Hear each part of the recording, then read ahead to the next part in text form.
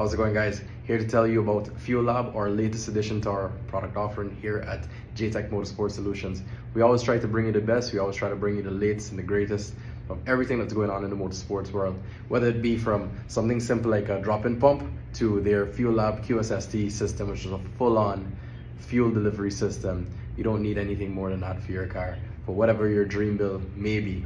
We have some crazy new additions in inline fuel filters. As you can see, we have a bunch of different colors there, trying to spice it up. It's not only about function, it's also sometimes about form as well. So we're trying to satisfy both needs. Anyways, we want to welcome Fuelab to, again, our line of product offering here at JTech Motorsport Solutions, and we hope to see you in the store. The first couple of customers are in here to buy Fuelab stuff. We have some snapback giveaways, we have some lanyards, and we have some t-shirts and pens as well. So hope to see you soon. So here's our 10-gallon SFI FIA approved fuel cell from Radium Engineering. It's the fuel cell that we choose to pair with our Fuelab QSST to deliver you a complete fuel system for your car. So the heart of the fuel cell is actually the bladder, which is the green liner that you can see here. It's made from a special polymer designed to withstand any fuel that you can throw in here: gasoline, diesel, E15, E85, straight ethanol, methanol. It's designed to take it all. Now let's put this together with our QSST system and prepare this for one of our customers.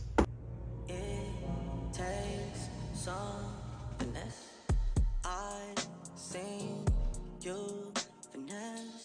He can't, no finesse. Now that we've successfully paired our Fuelab QSST module to our 10-gallon radium tank, it's time to go over exactly what this module has to offer. Fuelab on their side has this module in many different combinations, including having brushless pumps in them.